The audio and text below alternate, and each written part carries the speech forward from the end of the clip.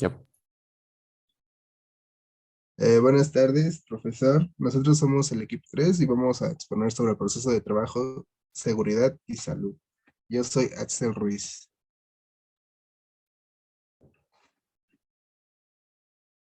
Este es el contenido.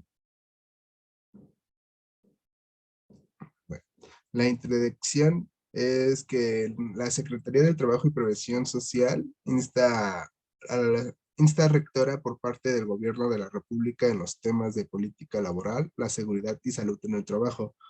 Y esta tiene una implicación de la protección de la salud y la vida de las y los trabajadores con la suma de esfuerzos que abonen a mejorar sus condiciones y medio ambiente de trabajo como un factor fundamental para la productividad y el desarrollo económico.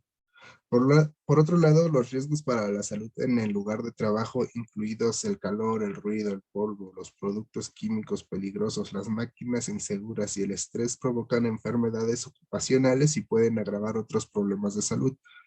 Las condiciones de empleo, la ocupación y la posición en la jerarquía del lugar del trabajo también afectan a la salud. Buenas condiciones del trabajo pueden proporcionar oportunidades de desarrollo personal y protección contra riesgos físicos y psicosociales. También pueden mejorar las relaciones sociales, la autoestima de la población trabajadora y producir efectos positivos para la salud. ¿Cuáles serían los avances, retos y desafíos de la seguridad y salud en el trabajo en México? Primero, yo les voy a hablar de la evolución conceptual reciente de la seguridad y salud del trabajo, que en sus siglas serían SST. Y para empezar en México, en la década de los 40 y 50 ay, inició el concepto de medicina del trabajo. Este, esta medicina del trabajo se ocupaba de la vigilancia de la salud de los trabajadores y relacionaba las condiciones laborales con los procesos de trabajo tomando en cuenta la salud.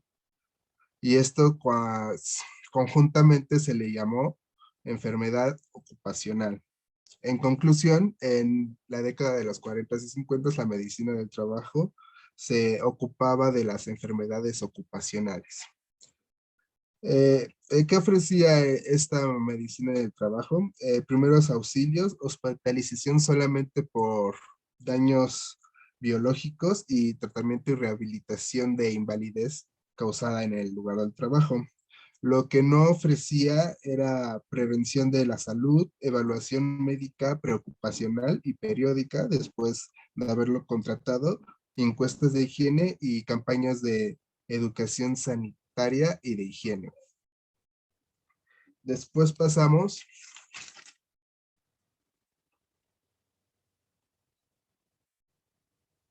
a 1959. Ahí ya México se unió a la ONU, que es la Organización de las Naciones Unidas, y entre esta organización existe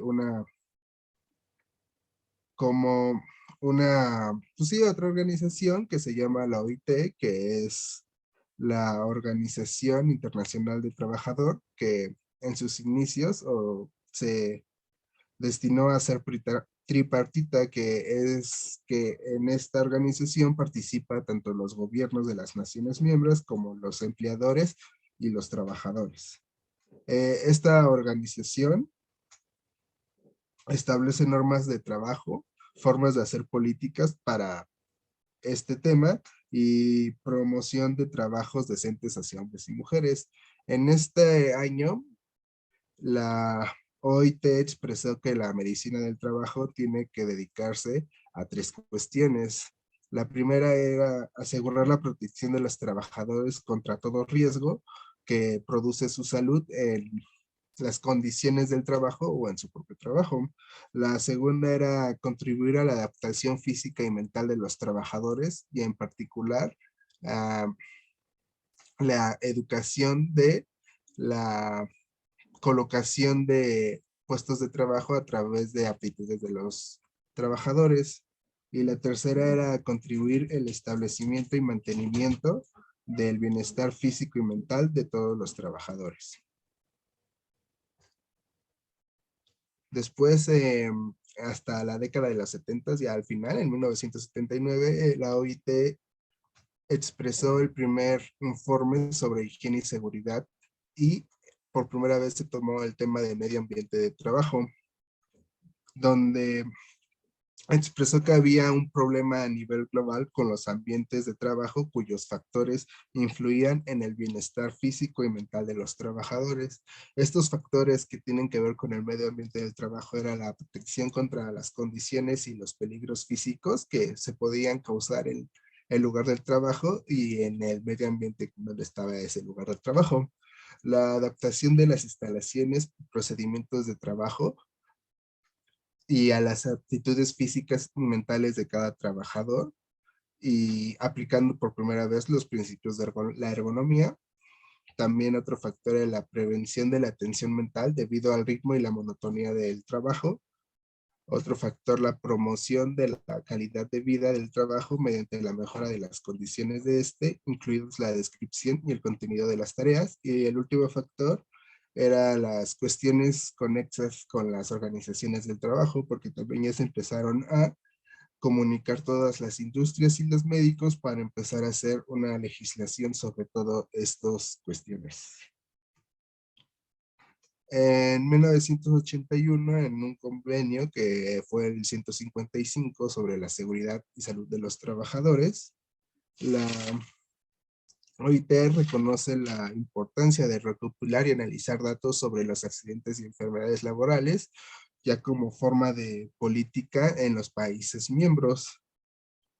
En esta se engloba la idea que los riesgos en la salud de los trabajadores ocurren desde fábricas industriales que trabajan con los materiales o con o con los componentes más nocivos a la salud de los trabajadores, hasta ya tomar en cuenta oficinas, tiendas, hospitales y hasta granjas, ¿no? Y ya englobando el concepto de higiene y medio ambiente de trabajo. En este convenio se exhorta a las naciones la formulación, la aplicación y el examen periódico como legislación, como el objetivo de prevenir los accidentes y los daños para la salud que sean consecuencias del trabajo, que pues obviamente sean producidas en una actividad laboral o sobrevengan durante un trabajo. Y con esto, reducir al mínimo y en medida que sea razonable para cada industria las causas de los riesgos que puede promocionar o provocar un ambiente de trabajo. A mediados de los 80 se evolucionó este concepto que vimos al principio, que fue en la década de los 40 de la salud ocupacional. Este concepto, se los voy a leer, es el conjunto de conocimientos científicos y de técnicas destinadas a promover, proteger y mantener la salud y el bienestar de la población laboral a través de medidas dirigidas al trabajador, a las condiciones y ambiente de trabajo y a la comunidad mediante la identificación, evaluación y control de las condiciones y factores que afectan la salud y el fenómeno de acciones que las favorezcan. En este desarrollo ocupacional se debe hacer con la participación y cooperación de trabajadores, empresarios y sectores gubernamentales, sus instituciones nacionales y las asociaciones involucradas, hasta ONGs, para poner en práctica esta, este nuevo concepto de salud ocupacional.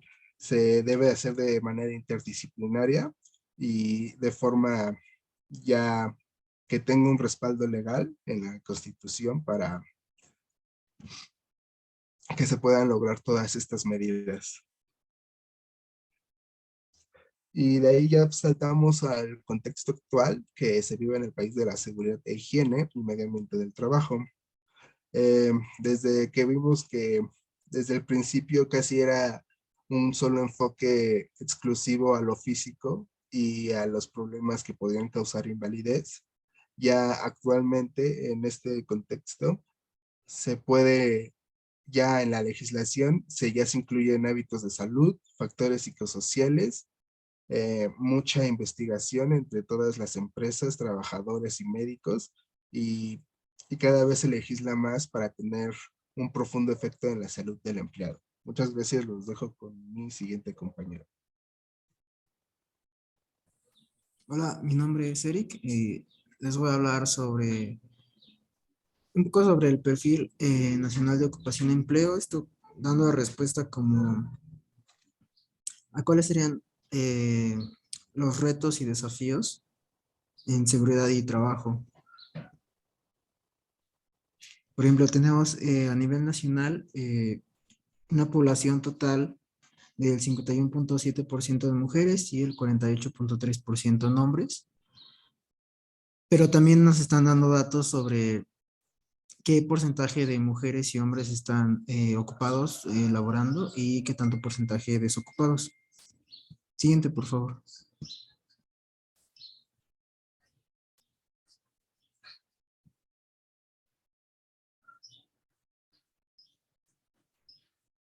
¿Puedes pasar a la siguiente, por favor?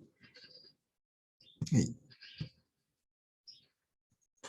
Bueno, aquí nos hacen hay una estructuración sobre, hay una segmentación sobre qué tipo de industria o qué tipo de empleo se está elaborando más actualmente. También, por ejemplo, tenemos los trabajadores asalariados y los que trabajan por su cuenta. Aquí, bueno, en mujeres hay un porcentaje del 38%, a comparación de los hombres con un 61% en los que solamente trabajan por su cuenta. Siguiente, por favor. Bueno, aquí riesgo de trabajo, esto es a nivel nacional, tenemos un porcentaje de accidentes de trabajo y que incluso sigue en aumento en trayecto. Los hombres con un porcentaje del 64% y mujeres con un 35%. También están las enfermedades por trabajo, que estas, bueno, siguen aún en tendencia más ahora con los temas de pandemia. Esta con las mujeres tienen un 34% de enfermedad por trabajo y de trabajo, y los hombres con un 65% de enfermedad de trabajo. Siguiente, por favor.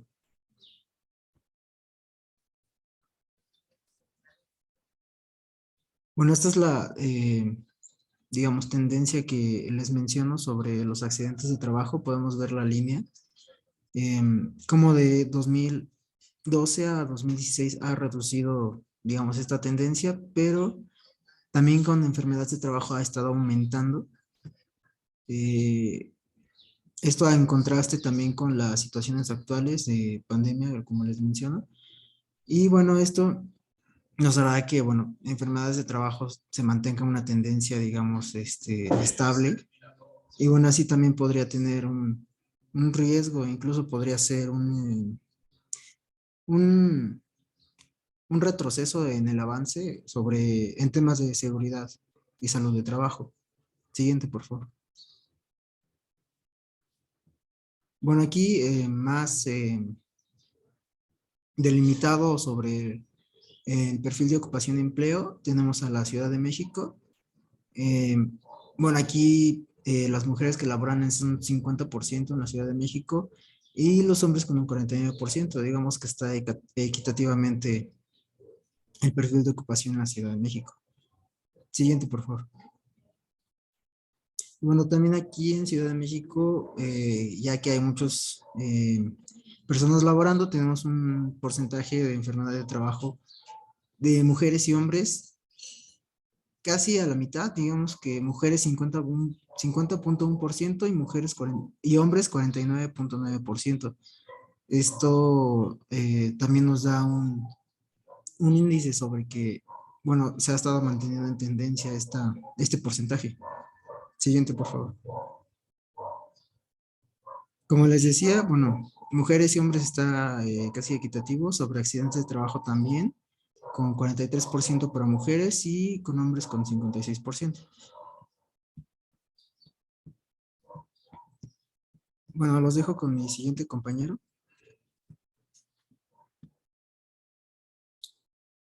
Que yo les voy a hablar, bueno, soy Pardo González Javier Alejandro, les voy a hablar sobre los avances y resultados en la política en materia de seguridad y salud del trabajo en México. El Plan Nacional de Desarrollo en materia de seguridad y salud en el trabajo, que va de 2013 a 2018, se sustenta el programa En México Próspero, donde dentro de sus objetivos se establecen estrategias como promover un trabajo digno y decente, perfeccionar los sistemas y procesos de protección a los derechos del trabajador, pero también contribuir a la erradicación del trabajo infantil, fortalecer y ampliar la cobertura inspectiva en materia laboral y promover la participación en las organizaciones de trabajadores y empleadores para mejorar así las condiciones de seguridad y salud dentro de los trabajos, entre otros. Siguiente, por favor. Este programa, bueno, cuenta con 4 ejes, que son impulsar el empleo de calidad, democratizar la productividad laboral y la capacitación y adiestramiento, salvaguardar de los derechos de los trabajadores y personas en situaciones vulnerables, así como conservar la paz laboral y fortalecer la conciliación de la preocupación e impartición de la justicia. Siguiente. En cuanto al marco normativo para la salud y seguridad del trabajo, se encuentra que en México hay bastantes leyes, bastantes normas que nos ayudan en esto, teniendo como piedra angular la Constitución política, pero a esta secundadas leyes de normativas administrativas, que son puntuales, que emanan de la Carta Magna. Se articulan también otras normas internacionales, tratados, acuerdos, convenios, recomendaciones y otras cosas que regulan aspectos y materias de orden general como específico. Siguiente, por favor. Bueno, tenemos la norma internacional y la norma nacional. En la norma internacional, bueno, dice que México, como siendo miembro de la ONU y de la OIT, está obligado a asegurar el respeto universal y pleno de todos los humanos, de todos los derechos humanos y las libertades fundamentales.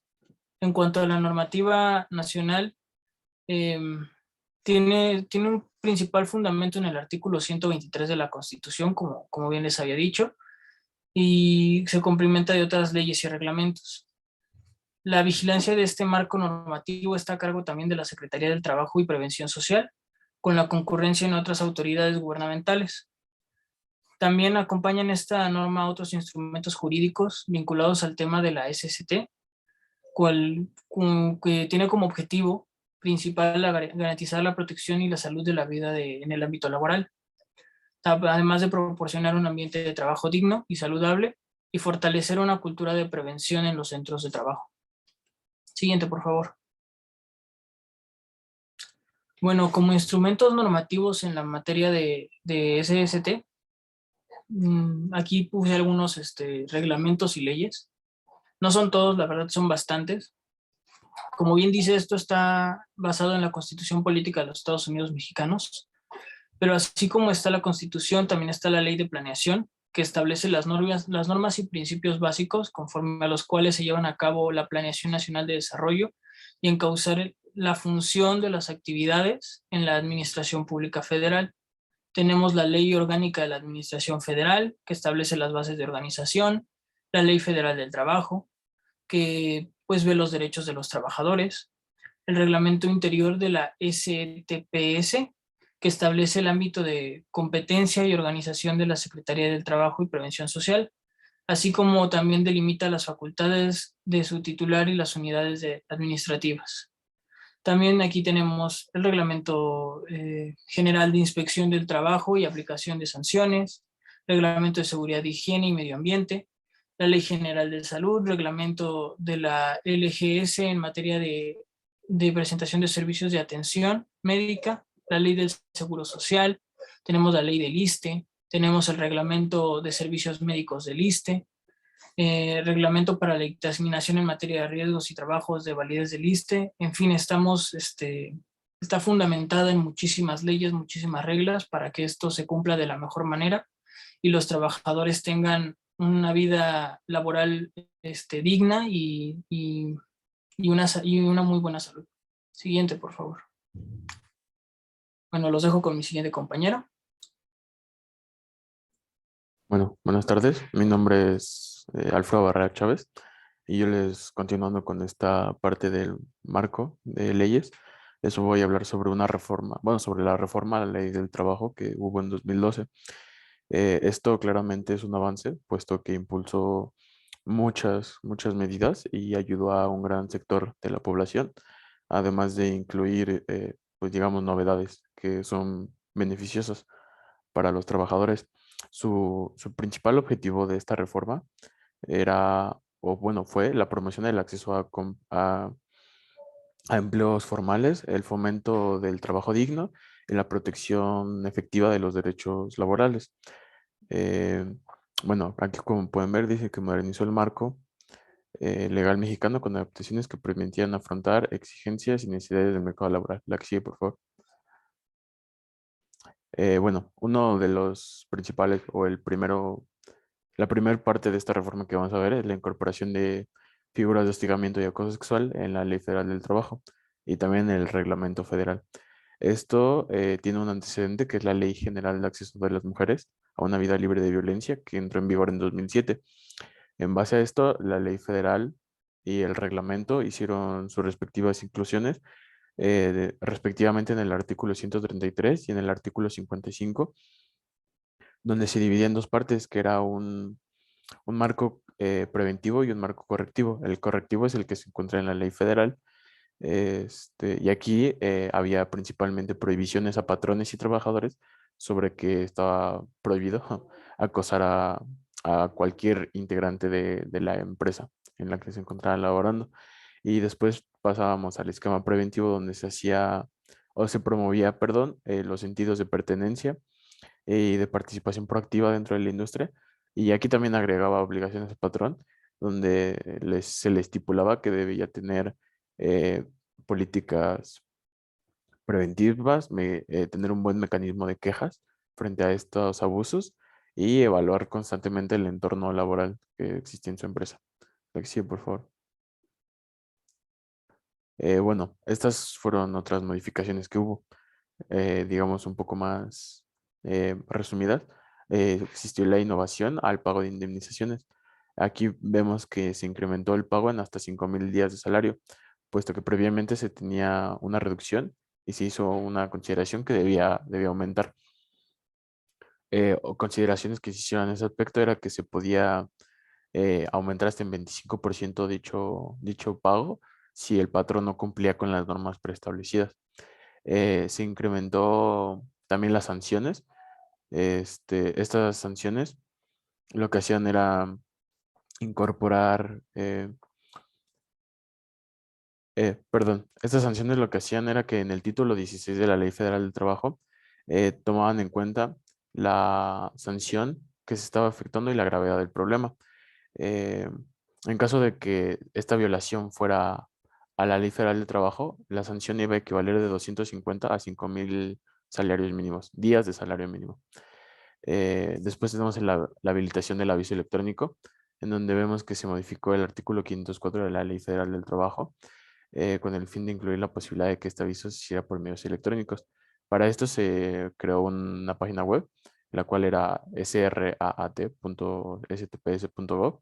y pues sí, precisamente se daban los avisos de accidentes, respectivamente por parte de la empresa hacia las instituciones gubernamentales. Beneficios que hubo aquí era que se podía dar el aviso a la institución a la que estuviera afiliada el trabajador, y también como reglas estipuló que se tenía que dar en las 72 horas próximas al accidente. Y finalmente se cambió la tabla de enfermedades oficiales laborales, pasando de ser aproximadamente como 70 a 161, más sugerencias que hizo la comisión consultiva, que agregó 24, pero estas siguen como así, como en revisión, digamos. Esto se hizo para determinar de manera más precisa las condiciones de los trabajadores y también para adecuar con equipo médico las instalaciones de trabajo. La que sigue, por favor. Bueno, de manera especial como normativas se tocaron cuatro aspectos, eran los menores de edad, las mujeres, las personas con discapacidad y los trabajadores mineros. En respecto a los menores de edad, lo que se enfocó era que se quería ampliar la protección de estos, y esto lo hicieron mediante la reducción de la edad mínima que pasó que prohibía trabajar a los menores de 15 años y a los jóvenes que tuvieran de entre 15 y 18 años también se les prohibía si no tenían su educación básica completa. También se les prohibía trabajar si el trabajo era en condiciones de riesgo laboral. Y bueno, dentro de aquí se estipulaban las condiciones de riesgo laborales. En cuanto a las mujeres, se exigió la igualdad sustantiva. Esto quiere decir que no hubiera discriminación y que todos pudieran trabajar en igualdad de condiciones y competir en igualdad de condiciones. Y bueno, hacia los mineros, perdón, hacia las personas con discapacidad, también se le generaron obligaciones al patrón de exigir no discriminación y de adecuar las condiciones de trabajo a esta parte. Esto aplicable solo para empresas con más de 50 trabajadores. Bueno, finalmente el trabajo de los mineros, al ser un trabajo muy peligroso, también se les proporcionó una serie de beneficios como eran los sistemas de gestión, las condiciones higiénicas, los planos, bueno, revisión de planos antes de realizar los trabajos e informar de los riesgos a los trabajadores antes de que realizaran el trabajo. La que sigue, por favor. Bueno, en el apartado de fortalecimiento de mecanismos de consulta y prevención de riesgos, se crearon y se actualizaron lo que viene siendo la CONAS, que significa Comisión Consultiva Nacional de Seguridad y Salud del Trabajo. Respectivamente, la COCOEST es la misma parte, pero de manera estatal, para poder hacer esto un poco más aterrizado, digamos. La COCONAS está integrada, o bueno, tiene que estar integrada por participantes de diversos organismos. Entre ellos tiene que estar la Secretaría de Trabajo y Previsión Social, el Seguro Social, la Secretaría de Gobernación, el Semarnat, el IMSS y también una parte de esta comisión tiene que estar integrada por trabajadores.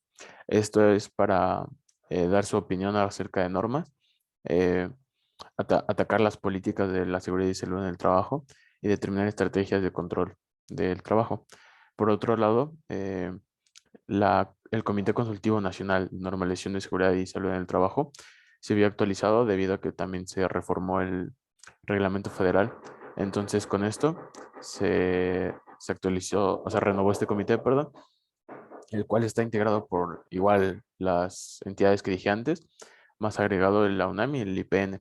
Y este comité lo que tiene permitido, para lo que está diseñado, es para revisar y consultar las normas oficiales mexicanas antes de su publicación y estarlas checando constantemente. La que sigue, por favor.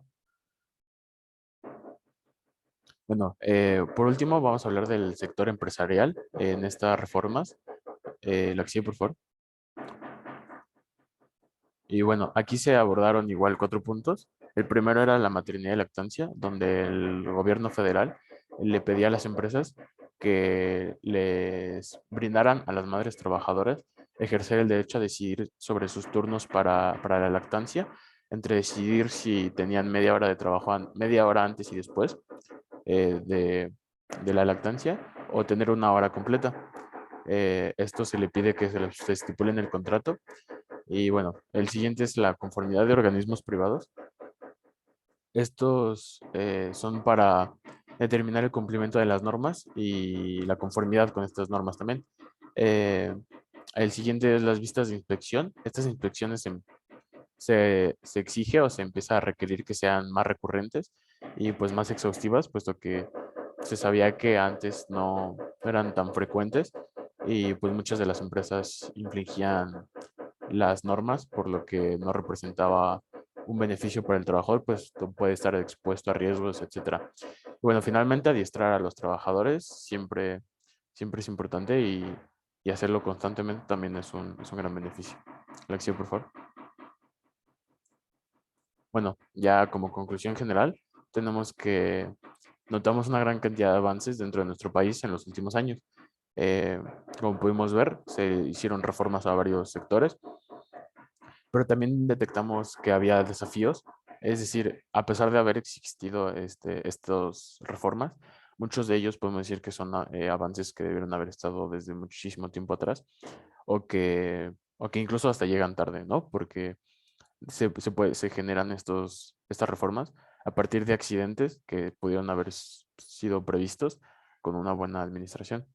Y bueno, en resumen, creemos que México está teniendo ventajas y mayores beneficios para trabajadores, pero aún queda un camino largo por recorrer para que todos los trabajadores se encuentren en una situación positiva, libre de discriminación y con el respeto a sus derechos y sus cumplimientos. También esperamos que las empresas y organizaciones pongan de su parte en este cumplimiento, puesto que las nuevas estipulaciones, de las nuevas estipulaciones por parte del gobierno, puesto que también es responsabilidad del trabajador hacer que el ambiente laboral sea el mejor. Bueno, eso sería todo por nuestra parte. Gracias.